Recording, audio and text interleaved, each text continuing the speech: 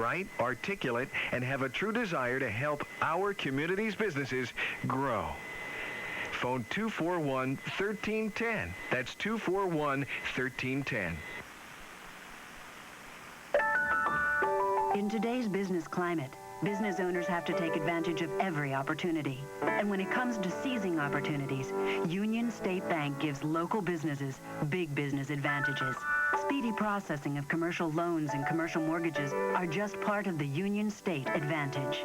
Our business services work to maximize cash flow and control float. Credit for funds received is expedited, and operating lines of credit are available to keep cash flow steady. Union State Bank is a strong, successful, locally owned bank. The bank's decision makers live and work in the community, so we want to see local businesses succeed. We know the local economy. Calling officers have the full authority and lending strength of the bank behind them without having to go to far-off committees for approval. Why not learn more about how Union State can work for you and your business? Call 365-4600 for our latest reports. Union State Bank, member FDIC. Welcome back to Meet the VIPs. Mike Sarnoff along with Mary Michele taking your calls at 241-1310, 241-1310. On the phone with us now, actually watching us on television, is Christine from Katona. Date of birth, February 19th, 1976. 2/1976. Good morning, Christine. You're on with Mary Michele. Good morning. Good morning. 2/19. Was there a particular question that you had?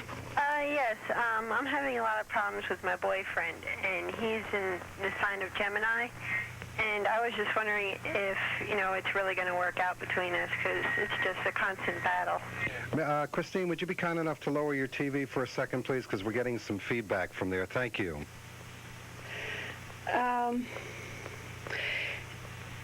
You have, do you know what time of day you were born? I was born in the morning. In the morning. Okay, so you have the sun in Aquarius, the last day of Aquarius, and the moon in Scorpio.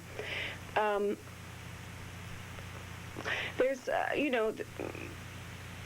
there's a little bit of a hard angle for you unconsciously from the sun, the solar principle, and the moon. The sun being the conscious, the moon being the unconscious.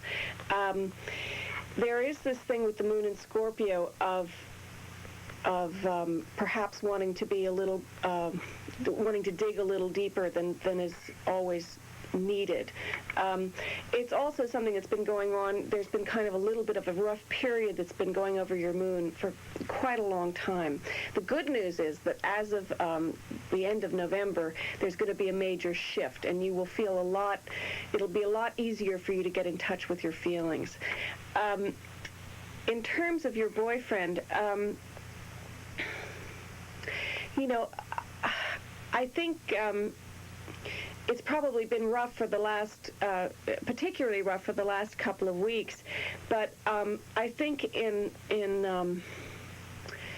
August it'll loosen up a little bit if you would like to keep going with it. There will be a shift, a change in your understanding of him and the way that you work with him.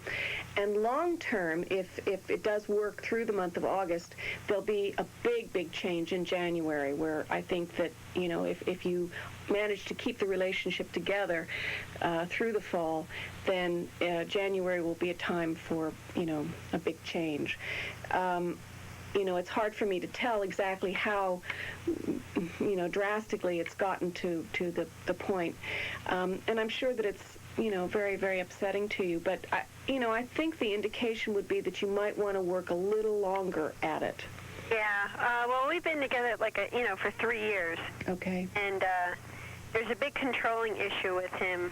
And I get the feeling like he doesn't trust me. Mm-hmm. And it's difficult for me to deal with that, because I'm a very trusting person. I trust him very much. And right, but what you must understand is that you're very mysterious to him. So lots of times when someone doesn't understand someone, the way that it manifests is on very, superficial levels of not trusting. So I think you have to find ways to be even more communicative about you personally. The tendency probably for you is that you would want to be very general and talk about,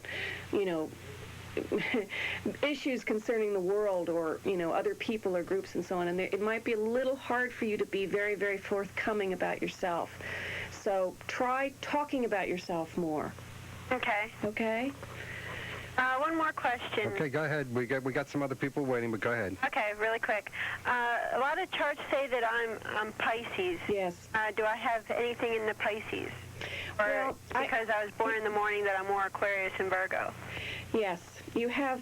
I think that it's pretty secure that you're an Aquarius, but it does change that day. The sun changes from Aquarius to Pisces that day, and you have other Aquarius traits. But, the nature of it is that you'll probably have some overflow of Pisces as well, some sense of, but I would stick with the Aquarius. I think you've got a lot more of that. Okay. Okay? Okay, thank you very much. We have an open line now at 241-1310. 241-1310 if you want to talk to Mary Michele. You wanted to talk about Neptune. Yeah. Neptune, I see him as the sea. Neptune, also known as Poseidon, was the king of the sea, is the king of the sea. And he, when you go back to the story of the clash of the Titans and the gods in Greek mythology and so on, Neptune was one of the people, along with Jupiter and Hades, who overthrew their father, Saturn. And he always was a little bit in competition. Neptune was always a little bit in competition with Jupiter because Jupiter became the king of the gods, and Neptune and Pluto became kind of Hades, became secondary, in the chain of command.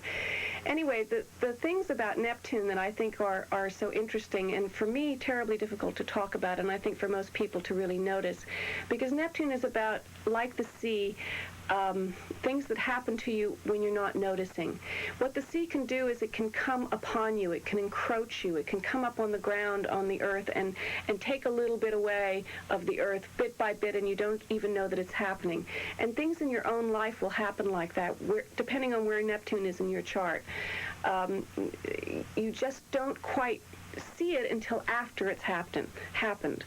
The outer planets in general, the planets that we can't see with the naked eye, Uranus, Neptune, and Pluto, are the planets that influence generations. And I think the first one that was discovered, Uranus, in the 1740s, was much more easy to comprehend on a verbal level. It's something that we can talk about as astrologers, and people can relate to the idea of it. Uranus, the glyph for it, are two little squiggly lines, one on top of the other. And if you think about it, it really represents what it is. I'm sorry, the glyphs are for Aquarius, which is the sign that Uranus rules.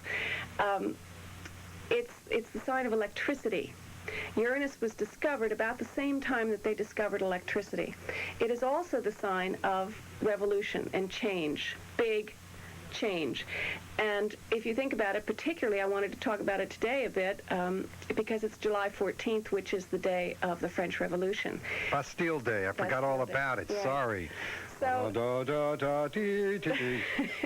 and the French, we've always had a lot in common with the French. There's always been a bit of the Americans and the French have always had a kind of a healthy rivalry in terms of these issues surrounding, democracy, socialism, however you choose to look at it, but things that deal with humanity in general. So, but the next planet out after Uranus is the planet Neptune, and that is when, if you think about it psychologically, Uranus is that shocking thing that happens when we first individuate, when we first become separate from our families, particularly the mother. This is how we change, and we can do it a little violently to begin with.